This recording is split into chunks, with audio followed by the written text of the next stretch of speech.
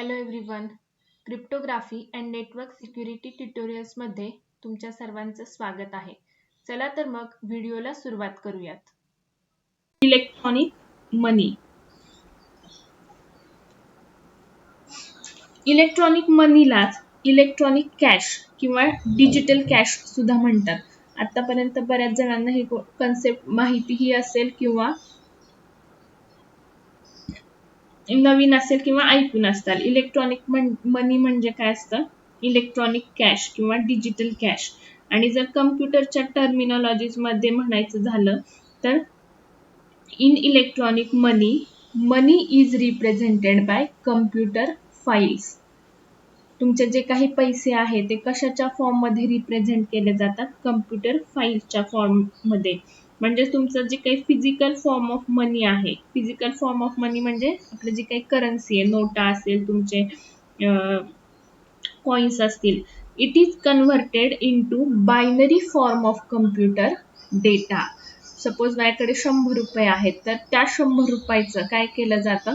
Binary data create केला जातो. मग तो कसा केला जातो ते पुढे आपण स्टेप बाय स्टेप त्यांनी सांगितलेलं आहे. खूप डिटेल मध्ये नाहीये, पण तो कन्सेप्ट तुम्हाला समजेल एवढ्या पद्धतीने त्यांनी सांगितलेला आहे. सो सध्या तरी तुम्ही एवढं लक्षात ठेवायचं आहे की what is electronic money? It is a computer file आणि physical form of money is converted into the binary computer data file.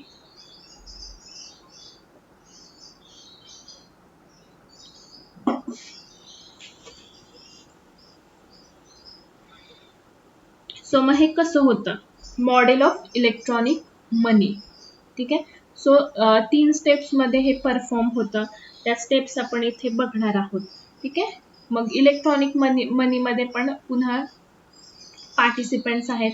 तेच पार्टिसिपेंट्स सगळीकडे आहेत. ठीक आहे. सो कस्टमर, बँक आणि मर्चंट हे 3 इम्पॉर्टंट पार्टिसिपंट ह्याच्यामध्ये आहेत. मग हे कशा पद्धतीने वर्क होतं? तर 3 स्टेप मध्ये वर्क होतं. पहिल्यांदा कस्टमर काय करणार आहे? बँकेकडून इलेक्ट्रॉनिक मनी घेणार आहे. ते इलेक्ट्रॉनिक मनी वापरून तो काय करणार आहे? परचेस करणार आहे. आणि तिसरं, ते इलेक्ट्रॉनिक मनी मर्चंटला देऊन तो गुड्स किंवा सर्व्हिसेस किंवा काही प्रोडक्ट विकत घेणार आहे. आणि नंतर मर्चंट काय करणार आहे? ते इलेक्ट्रॉनिक मनी बँकेला देऊन त्याचे पैसे घेणार आहे. ठीक आहे.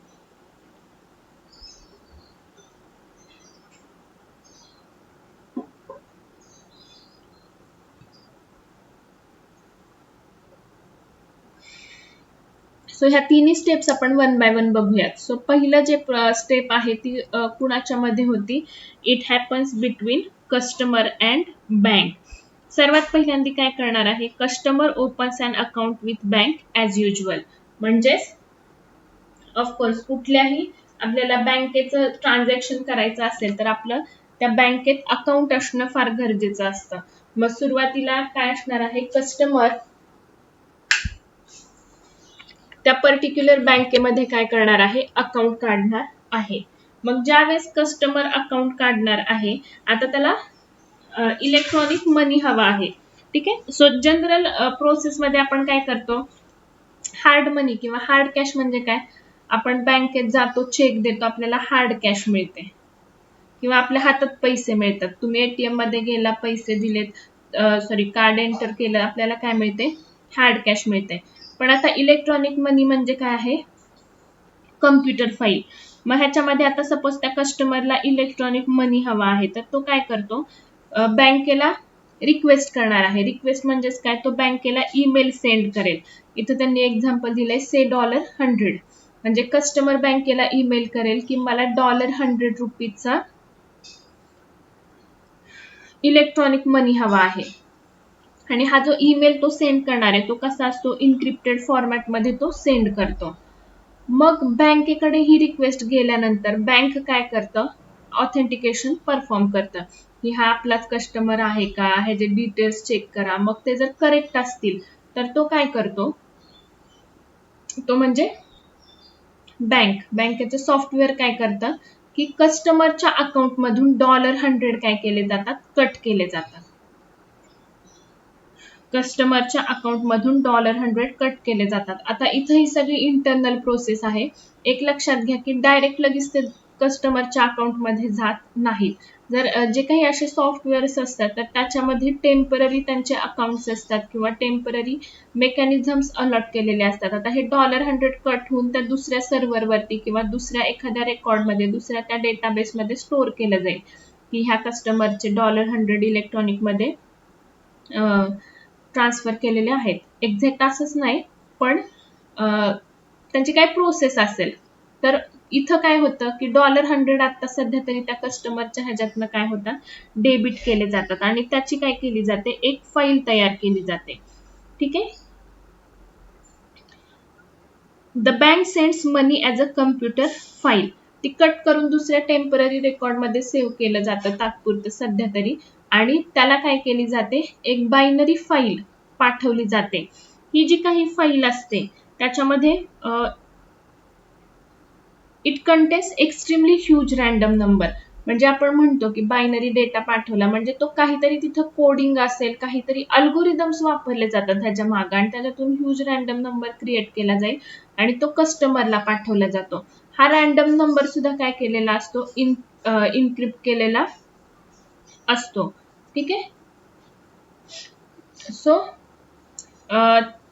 वेगवेगळे, आता ते आपल्याला एवढं डिटेलमध्ये नाहीये की कुठले अल्गोरिदम्स आहेत किंवा ते कसं मेकॅनिझम वर्क होतं. तर सध्या एवढंच लक्षात ठेवायचं की $100 कस्टमरच्या अकाउंटमध्ये डेबिट होतात.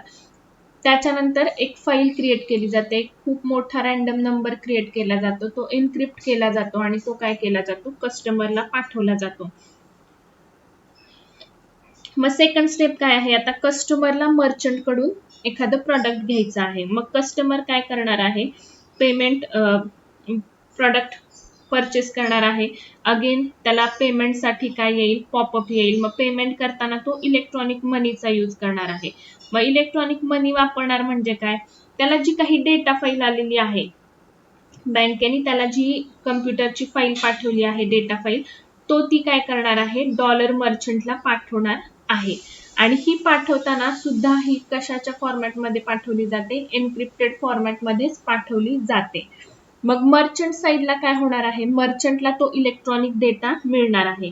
मग पुन्हा मर्चंट काय करणार आहे, पर्टिक्युलर जी बँक आहे त्याला हा डेटा पाठवणार आहे.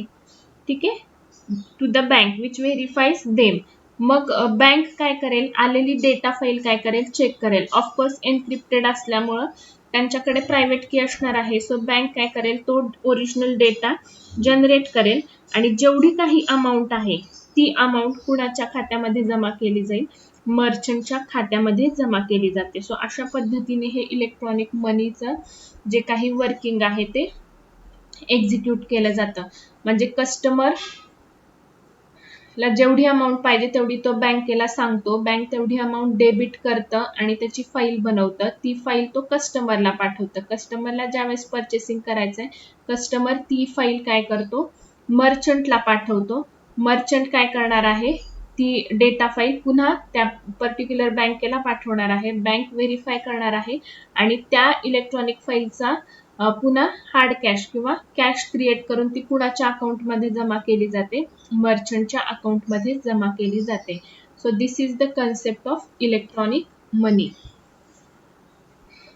मग ह्याच्यामध्ये सिक्युरिटी कशी दिली जाते, तर अतिशय सिंपल आपण बघितलेला आहे. ऑफकोर्स आपला जो काही सब्जेक्ट आहे तोच काय आहे, क्रिप्टोग्राफी अँड नेटवर्क सिक्युरिटी.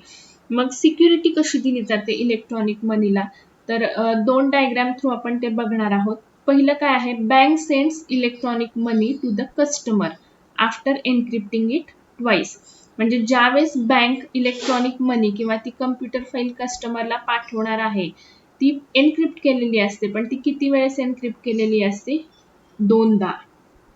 कशी बघा, बँकेने $100 हा त्याचा ओरिजिनल मेसेज असणार आहे, कस्टमरला किती रुपये द्यायचे, $100. मग ह्या $100 वरती बँक काय करते, स्वतःची प्रायव्हेट की वापरून एन्क्रिप्शन परफॉर्म करते. तो एन्क्रिप्ट झालेला डेटा आहे त्याच्यावर पुन्हा कस्टमरच्या पब्लिकनी एन्क्रिप्शन केलं जातं.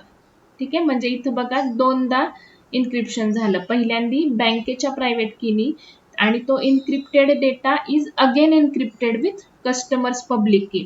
आणि हा डबल इन्क्रिप्टेड डेटा जो तयार होणार आहे तो कुणाला पाठवला जातो? कस्टमरला. आणि मग कस्टमरला कसं करणार आहे? आपल्याला तेवढे रुपीज आलेत किंवा ओरिजिनल डेटा तो कसा रिसीव्ह करणार आहे? तर कस्टमरला रिसीव्ड मेसेज काय असणार आहे? दोनदा इन्क्रिप्ट केलेला डेटा. आता इन्क्रिप्टेड डेटा थ्रू आपल्याला ओरिजिनल डेटा मिळवायचा असेल तर आपण काय करतो? डिक्रिप्शन करतो. मग कस्टमर सेम करतो. इट डिक्रिप्ट्स विथ कस्टमर्स प्रायव्हेट की. पहिल्यांदा तो स्वतःच्या प्रायव्हेट कीने तो डेटा डिक्रिप्ट करणार आहे. अगेन त्याला इन्क्रिप्टेड डेटा मिळणार आहे. तो डेटा पुन्हा तो डिक्रिप्ट कशाने करणार आहे? Decrypt with the banks public की. आणि मग त्याला ओरिजिनल मेसेज काय होणार आहे? जनरेट होणार आहे. म्हणजे इलेक्ट्रॉनिक मनी मध्ये तुमचा डेटा हा डबल इन्क्रिप्टेड फॉर्मॅट मध्ये असतो. त्याच्यामुळे सिक्युरिटी इथं खूप मोठ्या प्रमाणात इम्प्लिमेंट केली जाते.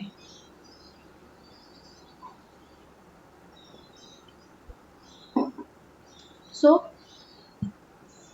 पहिल्या ह्याच्यात काय? पहिल्यांदी एन्क्रिप्शन साठी काय काय वापरलं जातं? बँकेची प्रायव्हेट की, कस्टमरची पब्लिक की.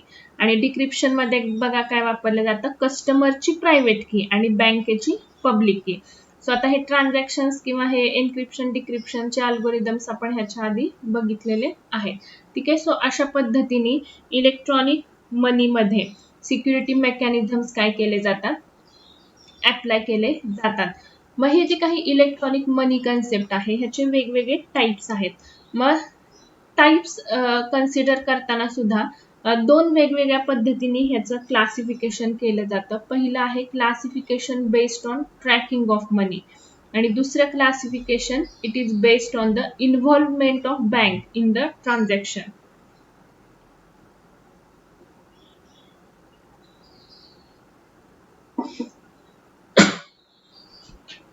दुसरं काय आहे?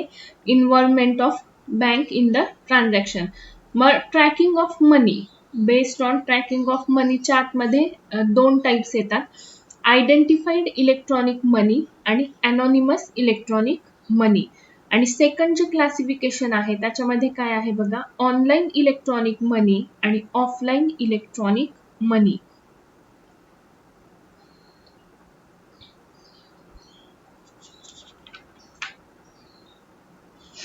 सो जर तुम्ही बघितलं तर त्याच्या नावातून सुद्धा तुमच्या लक्षात येईल आयडेंटिफाईड इलेक्ट्रॉनिक म्हणजे काय? इथे इलेक्ट्रॉनिक मनीचं आयडेंटिफिकेशन होतंय. आणि अनॉनिमस म्हणजे काय? विदाउट नेम किंवा विदाउट एनी आयडेंटिटी, त्याला आपण काय म्हणतो? अनॉनिमस. मग अनॉनिमस इलेक्ट्रॉनिक मध्ये काय आहे? त्याला आयडेंटिफाय करता येत नाही. आणि ऑनलाईन इलेक्ट्रॉनिक मनी म्हणजे काय? की ऑनलाईन आहे म्हणजेच रिअल टाइम आहे. रिअल टाइम डेटा आपण चेक करू शकतो, क्रॉस व्हेरीफाय करू शकतो. आणि ऑफलाईन इलेक्ट्रॉनिक म्हणजे पुन्हा इथं ट्रॅकिंग नाहीये. सो इथं रिअल टाइम डेटा आपल्याला ऍक्सेस करता येत नाही. मग वन बाय वन आपण हे टाइप्स बघूयात. सो पहिला टाइप आहे identified electronic money. So identified electronic मनी म्हणजे काय? तर जो काही कस्टमर आहे तो ज्यावेळेस बँकेकडून, आता ह्याच्यामध्ये पुन्हा ह्या सगळ्या एंटिटीज आहेत, बँक, कस्टमर आणि मर्चंट. तर आयडेंटिफाईड इलेक्ट्रॉनिक मनी मध्ये it works like a credit card. म्हणजे ज्यावेळेस बँकेकडून कस्टमरला डेटा मिळणार आहे तर त्यावेळेस बँक काय करतं? एक सिरियल नंबर जनरेट करतं. म्हणजे आपण बघितलं की कस्टमरनी रिक्वेस्ट केली होती की $100 मला इलेक्ट्रॉनिक कॅश पाहिजे. मग बँक काय करतं? आपण काय बघतोय आता? आयडेंटिफाईड इलेक्ट्रॉनिक मनी. बँक स्वतःचा एक सिरियल नंबर तयार करतो आणि तो त्या इलेक्ट्रॉनिक मनीच्या डेटा फाईलला ऍड करतो.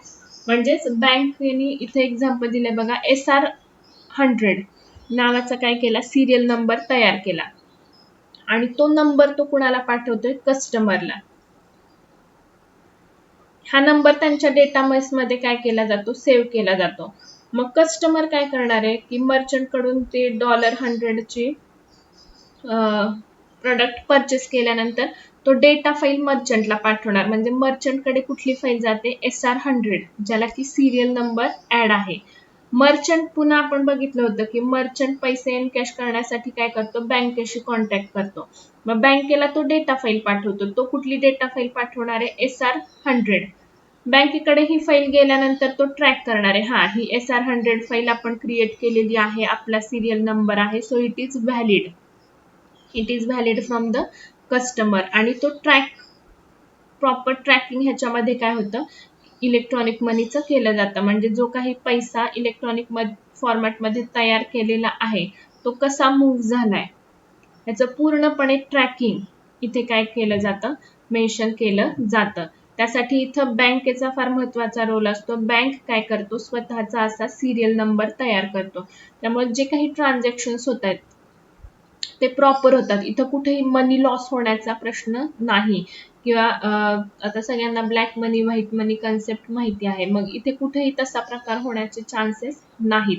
जेवढा डेटा गेलाय तेवढाच रिसीव्ह होईल. जरी त्यातला शिल्लक राहिला तरी पुढच्या वेळेस जेव्हा त्याचं ट्रान्झॅक्शन होईल ते सगळं मेंटेनन्स कुठे असणार आहे, बँकेच्या सर्व्हरमध्ये असणार आहे. त्यामुळे फ्रॉड होण्याचे चान्सेस इथं फार कमी आहेत. सो हे काय झालं, आयडेंटिफाईड इलेक्ट्रॉनिक मनी. इथं बँक काय करते, सिरियल नंबर असाइन करतो. सेकंड टाइप आहे अनॉनिमस इलेक्ट्रॉनिक मनी. जसं मग अशी सांगितलं की अनॉनिमस म्हणजे जे की आपल्याला आयडेंटिफाय करता येणार नाहीये. सो ह्याला ब्लाइंडेड मनी सुद्धा म्हणतात. ब्लाइंडेड मनी म्हणजे कस्टमर काय करतो, या ठिकाणी बँक कोणताच सिरियल नंबर तयार करत नाही, तर कस्टमर काय करतो, स्वतःचा एक रॅन्डम नंबर तयार करतो.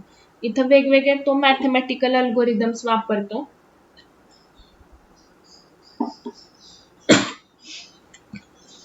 आयडेंटिफाईड इलेक्ट्रॉनिक मनी मध्ये काय, बँक स्वतः सिरियल नंबर देत आहे, त्यामुळे बँकेच्या डेटाबेस मध्ये ते ट्रान्झॅक्शन प्रॉपर राहत आहे. पण अनॉनिमस इलेक्ट्रॉनिक मध्ये बँकेचा रोल काही म्हणजे कमी आहे. तर कस्टमर काय करतो, वेगवेगळे मॅथमॅटिकल अल्गोरिदम्स वापरून एक रॅन्डम नंबर जनरेट करतो. आणि ह्या रॅन्डम नंबरला तो काय करतो, एका ब्लाइंडिंग फॅक्टरनी मल्टिप्लाय करतो. ठीक आहे, random number into blinding factor म्हणजे हा पण एक नंबर असणार आहे. आणि ह्या दोन्हीच्या मल्टिप्लिकेशन मधून एक नवीन नंबर तयार होतो, त्याला म्हटलं जातं ब्लाइंडेड नंबर. ठीक आहे, ब्लाइंडेड नंबर कसा फॉर्म होतो, तर मॅथमॅटिकल अल्गोरिदम वापरून कस्टमर रॅन्डम नंबर क्रिएट करतो, त्याला ब्लाइंडिंग फॅक्टरनी मल्टिप्लाय करतो आणि एक नवीन नंबर तयार होतो, तो असतो ब्लाइंडेड नंबर. आणि कस्टमर काय करतो, हा जो ब्लाइंडेड नंबर आहे तो बँकेला पाठवतो. त्याच्यामुळे बँकेला ओरिजिनल नंबर माहिती आहे का, नाही. ओरिजिनल नंबर पासून काय केलेलं आहे, कस्टमरनी ब्लाइंडेड नंबर तयार केलेला असतो. मग बँक काय करते, हा ब्लाइंडेड नंबर काय करते, एनक्रिप्ट करते आणि कस्टमरला पाठवते. कस्टमर साइडला आल्यानंतर कस्टमर काय करतो, त्या ब्लाइंडेड नंबर पासून पुन्हा ओरिजिनल नंबर रिट्राईव्ह करतो. आणि ज्यावेळेस ट्रान्झॅक्शन करायचं आहे, त्याला मर्चंटला पेमेंट करायचं आहे, तर तो ओरिजिनल नंबर थ्रू करतो, ब्लाइंडेड नंबर थ्रू नाही. आणि मर्चंट ज्यावेळेस एनकॅश करणार आहे बँकेकडे, तर तो सुद्धा बँकेला ओरिजिनल नंबर पाठवणार आहे. मग त्याच्यामुळं बँक ट्रेस करू शकत नाही की हा इलेक्ट्रॉनिक मनी XYZ कस्टमर कडून आलाय का PQR कस्टमर कडून आलेला आहे.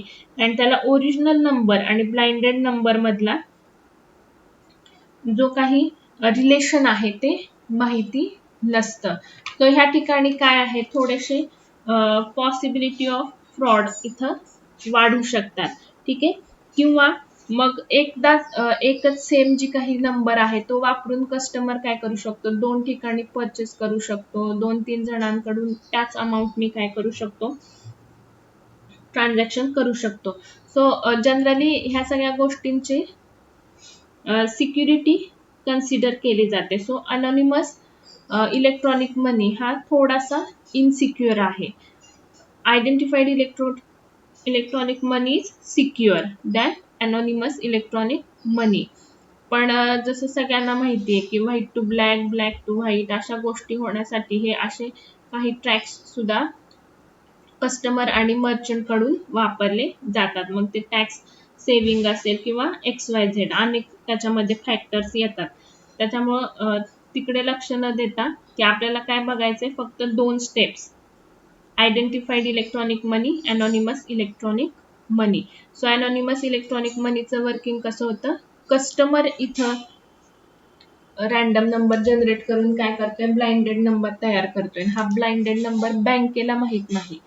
त्याच्यामुळं ऍक्च्युअल किती ओरिजिनल अमाऊंट होती, त्याचं ट्रान्झॅक्शन कशा पद्धतीने झालं किंवा ते कुठं खर्च केले गेले, ह्या कशाचंही कुठं खर्च केले, कुणाला दिले, कसे दिले, ह्याचं ट्रॅकिंग ह्या अनॉनिमस इलेक्ट्रॉनिक मनी मध्ये ठेवलं जात नाही किंवा बँकेच्या सर्व्हरमध्ये त्याची हिस्ट्री कुठेही सेव्ह केली जात नाही. ही सगळी इन्फॉर्मेशन फक्त आणि फक्त कुणाला माहिती असते, कस्टमरला, ज्याने किती इलेक्ट्रॉनिक मनी बँकेकडून घेतलेले आहे. त्यानंतर नेक्स्ट क्लासिफिकेशन आहे, नेक्स्ट क्लासिफिकेशन होतं ऑनलाईन. हे दोन बघितले. नेक्स्ट कुठलं होतं, ऑनलाईन इलेक्ट्रॉनिक मनी आणि ऑफलाईन इलेक्ट्रॉनिक मनी. जसं मग अशी सांगितलं की ऑनलाईन इलेक्ट्रॉनिक मध्ये काय केलं जातं, रिअल टाइम चेकिंग केलं जातं की खरंच कस्टमरकडं ते इलेक्ट्रॉनिक मनी आहे की नाही. आणि ऑफलाईन इलेक्ट्रॉनिक मध्ये अशा प्रकारचं कोणतंही चेकिंग केलं जात नाही. म्हणजेच काय होणार आहे, कस्टमर जेव्हा मर्चंटला इलेक्ट्रॉनिक मनी पाठवणार आहे त्यावेळेस लगेच मर्चंट बँकेशी कॉन्टॅक्ट करणार आहे की असा असा कस्टमर आहे ज्यांनी मला इलेक्ट्रॉनिक मनी पाठवलाय, तो इलेक्ट्रॉनिक मनी व्हॅलिड आहे का इनव्हॅलिड आहे चेक करा आणि सांगा. जर बँकेकडून रिप्लाय आला की येस इट इज ऑथेंटिकेटेड आणि तो इलेक्ट्रॉनिक मनी त्या बँकेतून व्हॅलिड कस्टमरनी घेतलेला आहे, तर लगेच मर्चंट काय करेल, ते पेमेंट एनकॅश करेल, अदरवाईज काय करेल, रिजेक्ट करेल.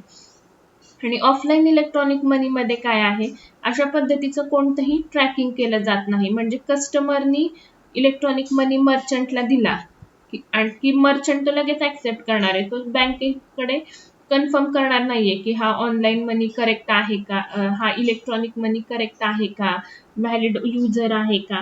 अशा प्रकारचं कोणतंही चेकिंग ऑफलाईन इलेक्ट्रॉनिक मनी मध्ये केलं जात नाही. जसं मी अनॉनिमस इलेक्ट्रॉनिक मनीचा ड्रॉबॅक सांगितला, तसंच ऑफलाईन इलेक्ट्रॉनिक मनीच आहे की कदाचित कस्टमर मर्चंटला फसवू शकतो किंवा इथं पण बऱ्याचशा फ्रॉड केसेस होऊ शकतात. सो हे झाले 4 टाइप्स झाले इलेक्ट्रॉनिक मनीचे. मग ह्याचं कॉम्बिनेशन करून सुद्धा टाइप्स तयार होतात. 4 possibilities after combining all these types. म्हणजे identified online electronic money, identified offline electronic money, anonymous online electronic money, anonymous offline electronic money. So काय केलं जातं, इथं कॉम्बिनेशन्स करून सुद्धा वर्किंग बऱ्याचदा केलं जातं. मग ह्यातला जो शेवटचा ऑप्शन आहे अनॉनिमस ऑफलाईन इलेक्ट्रॉनिक मनी, तर याच्यामध्ये डबल स्पेंडिंग प्रॉब्लेम क्रिएट होतो. ठीक आहे, जसं सांगितलं की आयडेंटिफाईड ऑनलाईन इलेक्ट्रॉनिक मनी असेल किंवा अनॉनिमस ऑनलाईन इलेक्ट्रॉनिक मनी असेल, बँकेकडे ह्याचा ट्रेस आहे, त्याच्यामुळे ह्या दोन्हीला कुठेही कसलाही प्रॉब्लेम येत नाही.